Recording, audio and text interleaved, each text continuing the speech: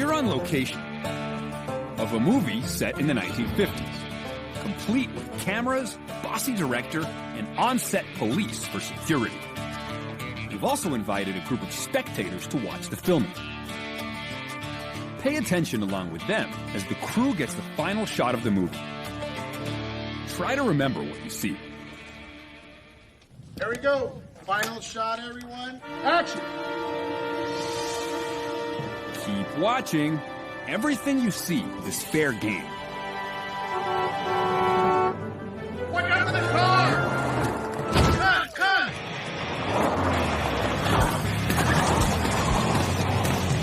Okay, that wasn't part of the movie.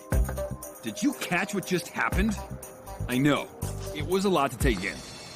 But we're going to let you in on a little secret. The actors, director, crew, and police are all in on it. Everyone, in fact, except our spectators. And former Las Vegas Police Sergeant Chris Curtis is here to test your memory. He's going to ask you and our other witnesses 3 questions about what you just saw. Ready? What color was the car that got hit? Think back and try to be accurate. Got your answer? Did you say blue? Good. That's correct. Next question. How fast do you think the car was going when it bumped into the other car? What do you think? Was the red car going 10, 15, 20, 30, or 40 miles an hour? Got your answer? Did you guess around 20 miles an hour? If so, you agree with 80% of people we showed this video to. Before we reveal if you're correct or not, let's see what our spectators have to say. How fast would you say the car was going when it smashed into the other car? I'd say 40. Between 40 and 50. It was going about 30 miles an hour. Definitely 50 miles an hour. These people think the speed was really high. Is that what you thought? Or did you think it was much lower? It turns out the actual speed was 20 miles an hour. Is that what you guessed? So why were our eyewitnesses so much higher? The thing is, only some of our witnesses guessed high. Others were much closer to the real speed. How fast do you think the car was going when it bumped into the other car? Probably about 10, 15 miles per hour. 15 miles per hour. 15 miles an hour? Yeah. Okay, how can this guy think it's 50? Between 40 and 50. And this guy think it's 15? 15 miles per hour. After all, they both saw the same crash. But if you've been paying attention, you'd know it's not the crash that matters, it's the question. Listen carefully to Sergeant Curtis. How fast would you say the car was going when it smashed into the other car?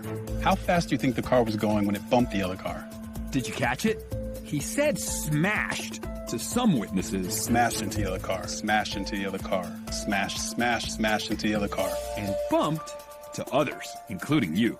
When it bumped the other car. The word smashed actually increased the speed of the red car in our spectators' memory. So I want to tell you, the actual speed of the accident was 20 miles an hour. I don't believe that. That's crazy. Yeah, that would surprise me. It seemed like it was 30 miles an hour. You're kidding, right? That's a big difference. It's incredible if you think about it. One word has the power to totally rewrite a memory. Don't feel bad if you got the speed of the car wrong. We're going to give you another chance to test your memory. Final question. You saw the driver blow through a stop sign right after the accident. Yes or no? Before we reveal the answer, let's see what our spectators have to say. Did you see the car run through the stop sign after the accident? Yes, I did. Yeah, I saw him go through the stop sign. Absolutely. Absolutely. Watch the replay. Do you agree the driver ran through a stop sign? Look closely, and you can see it's actually a yield sign. Did Sergeant Curtis mess with your memory again? If so, you're not alone.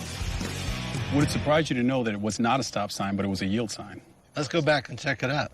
I think it was a stop sign. So what was going on in your brain when Sergeant Curtis manipulated your memory along with our participants?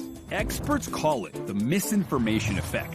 and it reveals memories are never a perfect recall of an event. Every time you receive new information from a trustworthy source, your brain reshapes your memory based on those details. And memories formed under stress, like a car accident, are especially vulnerable to change.